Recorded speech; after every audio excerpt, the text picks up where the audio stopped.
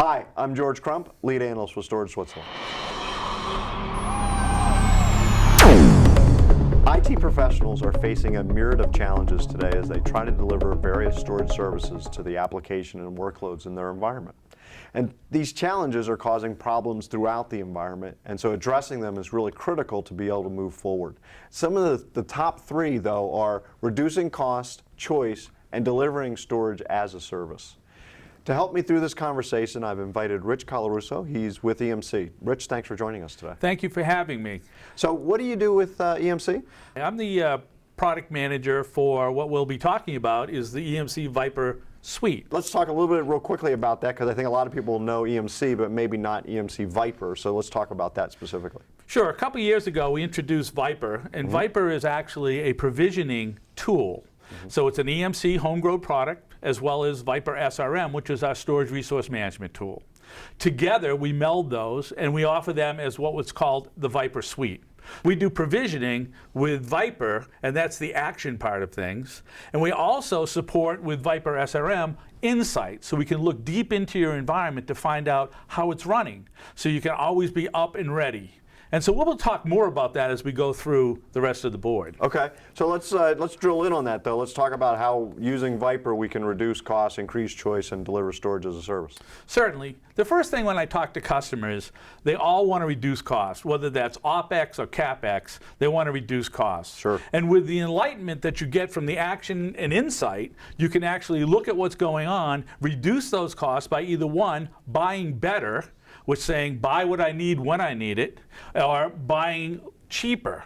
And that is saying I can buy a lower cost tier of storage because I don't need tier one. Okay. So that helps reduce costs. We haven't even talked yet about the action piece of auto provisioning, which saves a lot of the OpEx and start of things. Okay. The next thing that I talk to customers about is choice. They all want choice. Right. I would love for them all to have EMC storage. And that's just not reality. Yeah, right? It's not reality. Yeah. They could have HP 3PAR, they could have NetApp filers, etc. So we have to embrace what I consider third-party storage across the platform of the data center. Okay. And then the last thing is there's been so much talk about going up to Azure or AWS, Amazon Sure. Web Services, and doing this ease of swipe your credit card. Right. We have to bring that technology back to the IT department so they can go out and provision, once again, in the action side with Viper Controller. What you need to do is have a web portal that allows users, whether that be the IT department or maybe a line of business, that can go out and provision their own 3 terabytes of storage or 3 gigabytes of storage.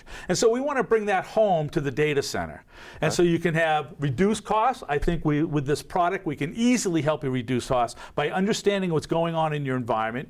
We support a wide range of products out there, all the major players. So you have that choice, whether that be object, file, or block. Okay. And then you also have now the web portal type look and feel to do easy access. So self-provisioning, things like that. Yeah, exactly. So then let's talk specifically then within Viper. I'm assuming you're using this insight and action to really kind of solve these challenges or improve on these challenges.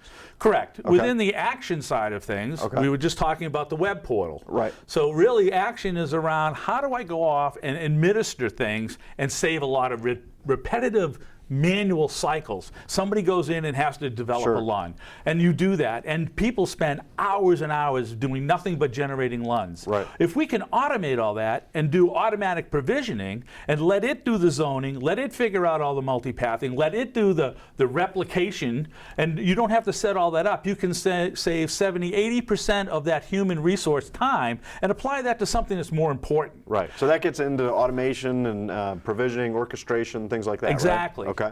And on the other side, the insight with storage resource management, SRM, really allows you to figure out what's going on from visualization. Okay. So you want to be able to understand what's going on end to end, from that virtual guest down through the environment of your switches to the front end ports to the actual LUN or data store that it's running on. You want to be able to see that end-to-end visualization. Right. So you can see all those connected together. And that's critical nowadays because we live in such an abstracted environment, right, that if you just stop at the LUN, there's all kinds of things happening behind the scenes that you might not know about. Oh yeah, I mean if you think about visualizing the environment of the storage, and then you've got the visualization up in the virtual guest world. Right. I mean, it's all visual, it's all virtual, Right. and so how do I see? Where is that LUN really at? And you got to be able to connect those dots together. Right, and Yeah. that's a big part of storage resource management, is be able to connect those dots. Okay. To be able to see this host is talking to this switch, is talking to that, and work your way down the path. Gotcha. So visualization is key. Okay.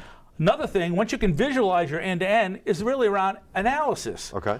Now that I can see everything that's in my data center, what am I going to do with it? Right. Where am I wasting resources? How do I collect those resources? An example I always use is the person that calls you up on a Friday and says, hey, I'm going to do some point release testing over the weekend, so you got to generate me another BCV or another LUN. Okay. So the storage administrator always goes, yeah, oh man. So, but they do it, right? Right, They right. have to. Sure. And so they do it. Does that person ever call you up and on Monday morning and say, I'm done with it? No. They take down the VApp, they go away, and now you've got all this stranded storage. you don't even know about. Right. Yeah, yeah. And so, but now you can go out and analyze that. You can look at things that haven't had a file I/O to them in 3 months. Wow. And be able to become proactive. Keep in Sure. mind, the action side is proactive, the inside is proactive. How do we keep you from getting in trouble as a storage administrator by Right. running out of space? So Okay. you want to be able to analyze. Once you can visualize everything and analyze everything, the next thing is then to optimize it. Okay. And by optimization, I mean, hey, maybe I've been running an application on tier 1 storage that's, 15K drives, RAID 1. Maybe I can get away with that Right. on a SATA drive. And so I'm looking at it. So you get that environment that says I can go out and analyze and then optimize. Right. And so I'm saving money. I'm taking those resources. Maybe I don't need another tier 1 platform. Maybe I just need some more SATA drives on a tier 2 platform. So what I'm hearing here is that here I can understand what my patient's looking like, and here I can install like a health program to get my patient to perform better. Very nicely put. Okay. Yes. Thanks. So let's talk about some of the use cases that you have written up here. Yeah, I picked a few. We've got a ton of use cases, but these are ones that I think resonate with most people I talk to. Okay. First of all, we got application to infrastructure mapping. And it's really looking at your entire data center, but you really only care. Let's say we have a host, and the host is having some trouble or you perceive trouble. Okay. You want to be able to see just that links from the host. You could have 1,000 switch ports in your data center, Right. but all you care about for this analysis is the 3 or 4 that they're working with. Yep. So we can go in, we figure out what your end-to-end paths are, and we only display those on the screen so you can walk through and see what's going on. Okay. But that's a key one. Everybody wants to do application to infrastructure mapping. Okay. What's talking to what? So let's talk about usage. Obviously, that's going to be a big one too, right? The big usage part is really around, we really do it with capacity. Okay. How much capacity am I really using? What has been provisioned? What is used, what is unused? And we really get down to what RAID overhead is involved. I mean, so when we look at a disk drive, we don't only look at what's available, we look at what's used, what's Okay. there, what the type of RAID it is, and so you can really figure out what you have. Okay. And so we get a lot of that in the capacity usage. It's one of our key ones. Okay. And then you end with data protection. Obviously, that's critical, right? That data protection can be done with a copy. It can be done with a snap. It will automatically do a copy to another array. And so really, depending on your data protection environment, we'll look at things like, are we meeting our RTO, RPO times? I'm sending it over there, but is it done in the timely fashion that I can do a restore? Right. So data protection is huge. And so we work with, in our area, very clearly a data domain environment. Right, sure. Which is very much we use for that. Well, and I think it's interesting to take care of data protection at the point of provisioning. It seems like the most logical place to do that, right? Yeah, there's customers that I've talked to that said they've saved 97% of the time with this being automated from Viper Controller. All you do is check a box and say, I want it provisioned. Then after that, it'll automatically go provision it, and then it will do all of that replication automatically. You don't have to set up your replication ports. It's all automatic. So it saves a huge amount of time and possible fat fingers from the human. Perfect. Well, Rich, thanks very much for joining us today. I appreciate that. Thank you.